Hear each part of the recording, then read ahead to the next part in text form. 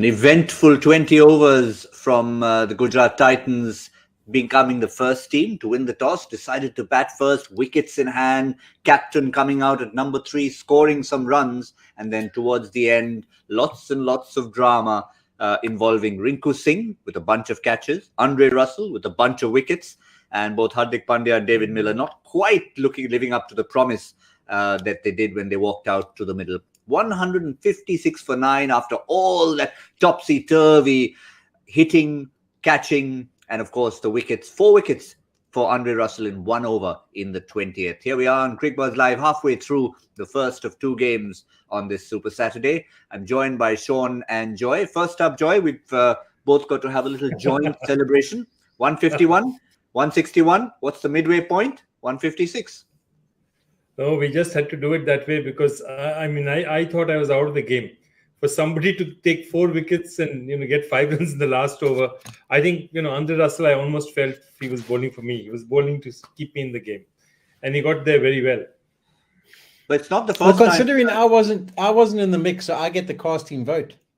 Fair enough. all yours. Okay, I'll let you know at the end of the halftime. Whoever gives the best answers or questions. We got to be nice to him. We got to be nice to him, Joy, for the next few minutes. Okay, Shaun, it's not the first time that Dre Russ has done this. It's a role he's been given. Typically, it used to be 18 and 20. This time, Mavi bowled a decent over, and they decided to wait just 1 over for him. Yeah, I think Mavi was better than just a decent over. I was impressed with what he did. He also seems to have worked things out. He used to charge in and try and bowl quickly. I think he's got the right game plan going now. But I think it's KKR with regards to whether you use a role. If you're going to use him, you say to him, listen, Dre Russ, we're going to use you in a particular role. It's going to be the 1 over. You're going to come on, or maybe the 2. Don't practice anything else.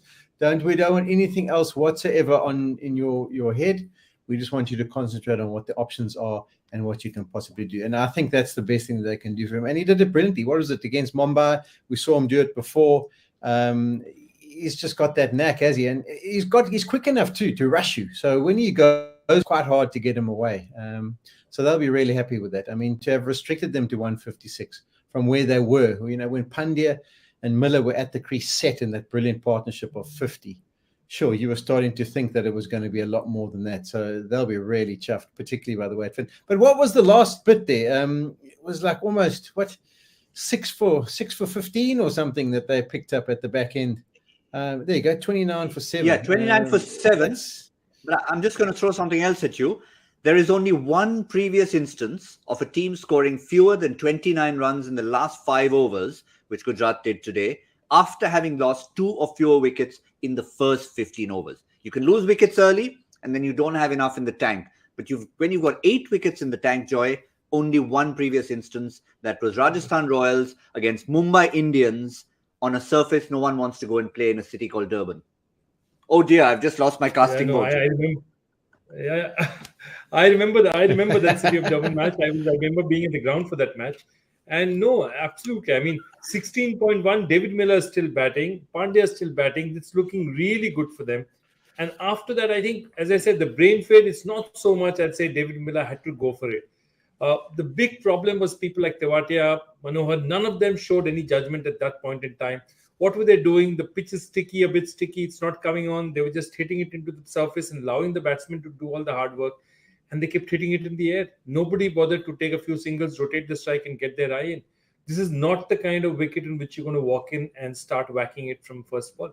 And I think that is one of the essential problems that you have out here. It's not that kind of wicket. So, look, this is not... This total is 30 runs short, okay? But had they got 185, 186, it would have been a match-winning total because it's not an easy surface to bat on.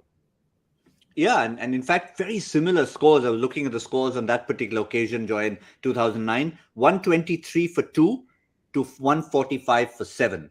Today, it was 156 for 9. So either way, they look like they've fallen short. But I'm sure they would have talked about it even at the halfway point. We talked about it on Cricbuzz Combox. What would the conversation possibly have been, Shaun, with Ashish Nehra, Gary Kirsten, all of them saying that, listen, guys, someone needs to stick in there and get to 175. It was eminently possible. Yeah, I mean, in many situations where you've got two senior players at the crease, do you discuss anything? I mean, you just almost feel like you can leave it up to them, and then maybe have a word with the other guys to say, listen, it's a Bhattacharjya, he's got enough experience now. When you come in, you need to do, give the strike to the guy who's on in the middle there. But to have lost those two guys so quickly, I think that was where the innings was really rocked. And then no one did anything. Sometimes it's just bat on ball, making sure you whack it to fielders on the boundary, picking up the singles, trying to push for the odd two. But it's almost in many ways their worst nightmare to say you would end up with 156 from the situation they were in. It was just poor execution by those guys at the back end, and you can't even foresee that as a coaching staff. You can't even expect that to unfold. You would have expected them to get to at least 165, 170. Was it epitomized by the fact, Joy, that they were tinkering with the batting order? I mean, you probably do that on a really good surface, send Rashid out, go have a ball, hit a few. But looking at the surface, it probably made sense to stick to an Abhimanav Manohar, a more traditional batsman, to try and keep things going. And then at the back end, if Rashid wants to hit a few, it's fine. Yeah, I think they got it a bit wrong. And look, that's again what we were talking about. That middle order has only really one quality after Hardik Pandya. There's David Miller, who's quality international batsman. I mean, the rest, even Abhinav Manohar is a really talented prospect, but he's really young in this game. He's not the kind of guy who'd say, just hold on, relax, chill, take a single, give me the strike, let me start doing something. Nobody out there, and that's the other thing. We weren't seeing too many conversations happening out there, not enough conversations saying, you know what, this is it, this guy's just sticking it in. It doesn't matter. Let's take 5 of this over. Let's take 7 of this over. It doesn't need to be a 20-run over. But what they tried to do is they tried to whack it out of the ground, and they kept getting out. And that hasn't helped their cause at all. Given the situation, I mean, 156, I'd say at the start, it was not such a bad score. Given where they were at the halfway point, it's a terrible score. But I think the fact that they even got to 156, they'll have their captain to thank for it. Coming back into the side after the injury, and not sure if he's going to bowl. In all likelihood, playing as a specialist batsman at number 3, 67 of 49, but really he needed a little bit of help. Perhaps at the top, the harder ball, Wriddhiman Saha striking at 100 or less than 100, that would have handicapped him slightly. Yeah, I think if you just have a look at the situation, so we know Hardik Pandya. I mean, he's got 3 50s in this RPL, 7 in total. The time that if he had walked in to the crease for Mumbai back in the day, at the current situation when he got out, I mean, people would have been quaking in their boots. The fact that he was on the 60-odd already meant that he was about to pull that trigger and absolutely fire. And I just think with that injury and the running between the wickets that happened there, I don't think his mind was focused on what he was trying to do. He's probably standing there thinking, oh, is it sore? Isn't it going to be sore? And just that thought process, he ends up getting himself out. So, yeah, I think that was where they wanted it to be. They wanted him to be full of runs already under the belt at that back end of the innings, and then really be as destructive as we've seen him in his finishing role. So I think that was the huge moment for KKR when they saw the back of him. They believed they were going to get something that was pretty chaseable. The other thing that's happening, Joy, in most parts of the country, but particularly in a place like Mumbai, is that even from when the tournament started, it's getting progressively warmer. I'm being polite, progressively hotter. And in the afternoon at the DY Patil, you could see even Hardik Pandya, before any of the looks at the injury, he was panting. He was out of breath. You could see he was feeling the heat. That would have played a role. Well, that would have played a role. No, I was just thinking that really, if in this match they go down and Kolkata chase it easily, or if they chase it tough also, one of the people that they'll be looking at and saying, can we afford to play Wriddhiman Saha at that position? Because the number of balls he's eating up when the ball is hard, and when there's an opportunity to hit runs, if you're scoring at 100 at that time, if he had scored at 140 odd, this total, again, there's much less pressure on the guys at the back.